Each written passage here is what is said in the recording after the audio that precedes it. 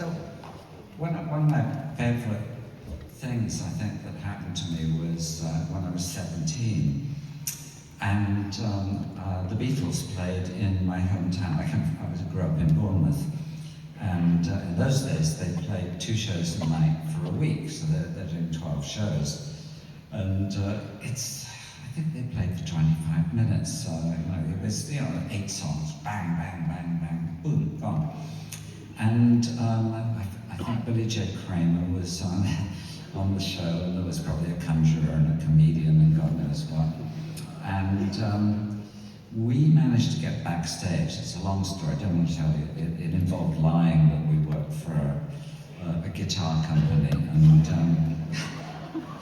Rickenbacker. We worked for Rickenbacker. I'm 17 years old, of course I didn't work for Rickenbacker. But they let us in. And John Lennon was bored, and he came out of the dressing room and started talking to us, and being cheeky, being 17 years old, I said, "What's that black guitar you're playing? Is it a Rickenbacker?" In those days, no one had ever heard of a Rickenbacker, but I had. And he said, "Oh, right," and we went into the dressing room, and the next thing I know, he comes out with it, and the next thing I know after that, I've got it around my shoulders, and I'm playing Chuck Berry riffs for John Lennon backstage at the Beatles.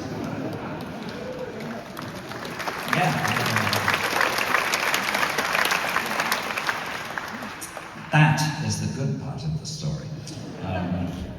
The bad part of the story is what happens next.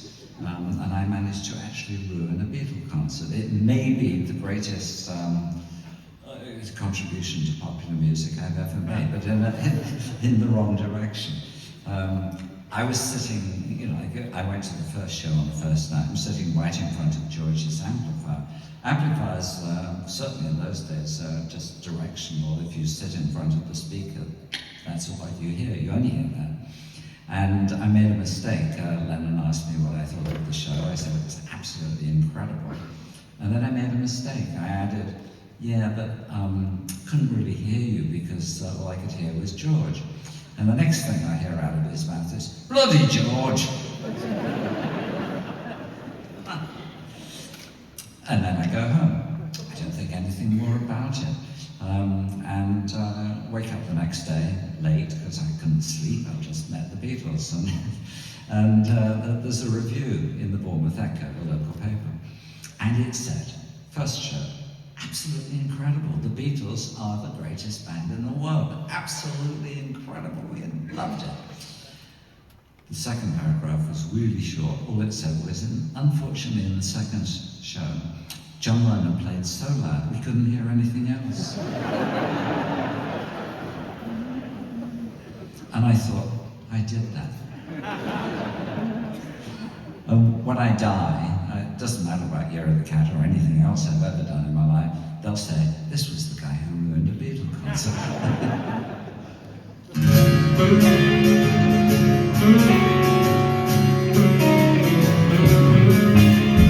My word, she speaks like silence, without her tears of violence.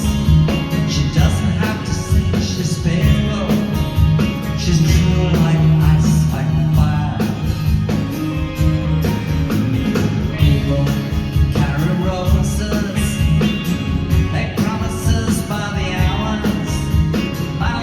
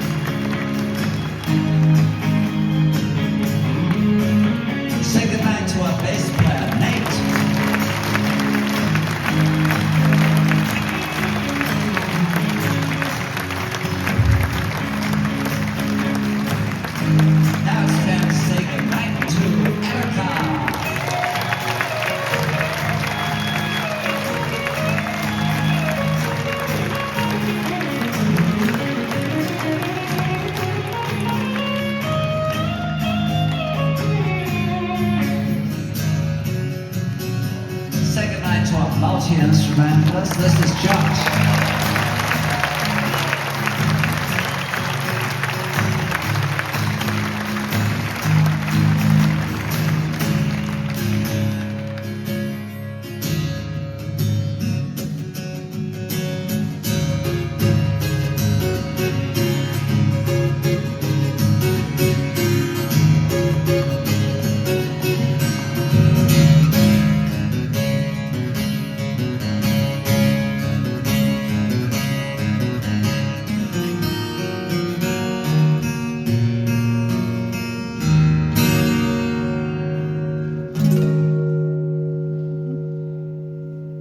Second hand to me.